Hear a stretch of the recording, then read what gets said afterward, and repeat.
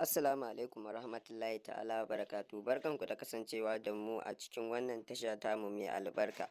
Kar ku manta idan yau ne farkon shigowar ka wannan tasha tamu, kar ka manta ka danna mana subscribing, sannan ka danna mana alaman nan ta ƙararrawa, sannan kar ka manta ka danna mana alaman nan ta liking domin tana matuƙar taimaka mana sosai. A yau mun zo muku da labari akan 442 da Safara'u. 442 ya kasance mutum ne mawaƙi, sannan kuma babban mawaƙi wanda ya kasance yana waƙoƙi daban-daban masu daɗi, masu nishaɗantarwa. Sannan kuma Safara'u ta kasance a baya tana masana'antar Kannywood, sannan tana shirye-shirye musamman ma shirin nan na kwana 90.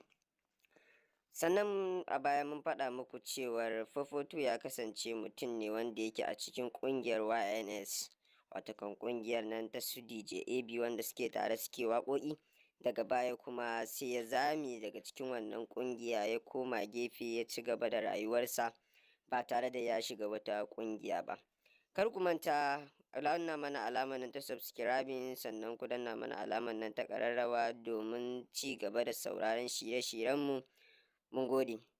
Kafin mu tsunduma cikin wannan shiri namu, muna so mu ji baya lokacin da muka kawo muku magana akan Safara'u ta bar Kannywood, sannan kuma ta dawo wajen 442 wanda a yanzu haka ta daɗe a wajen 442 kafin zuwansa birsin a Neja.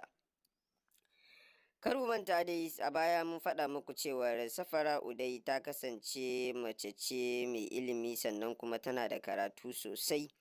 Amma hakan bai dakatar da ita wajen zuwa wajen 442 su ci gaba da waƙoƙinsu da suka saba da music da kuma sakar album ba tare da 442, wanda a yanzu haka bayan dawowarsa sun ɓata da Safara'u, wanda sanadiyar ɓatawarsu shine wasu suna kallon hakan akan cewa kamar ta ha'ince shi ne, wasu kuma suna cewa kamar tayar da shi ne ya shiga wani hali, ita kuma ta manta da shi ta je ta ci gaba da rayuwarta. To wannan labari gaskiya ba haka yake ba.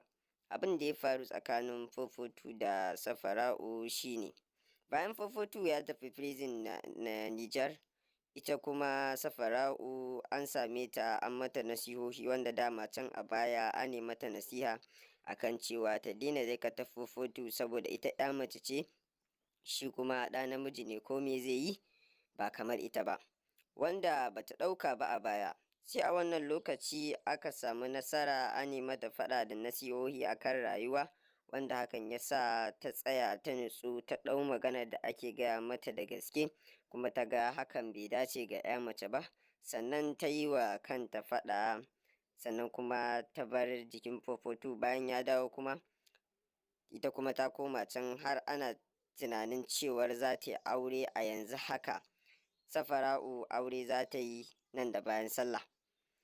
Kar ku manta da yi, dan yau ne farkon shigowar ka wannan tasha ta mai albarka, ka danna mana alaman nan ta subscribing, sannan ku danna mana alaman nan ta ƙararrawa domin ci gaba da jin sababbin shirye-shiryenmu idan mun ɗora. Sannan kar ku manta ku danna mana alaman nan ta like domin ita ma tana matuƙar taimaka mana sosai. Sannan dai a yanzu haka Safara'u za ta yi aurenta ne, shi kuma 442 ya ga kamar ta bar shi ne, kamar ta ha'ince shi, sannan kuma bayan ya tafi tun da ya je birsin ba ta taɓa zuwa ta duba shi ba, hakan ya jawo cece kuce a masana'antar nan ta Kannywood. Mun gode.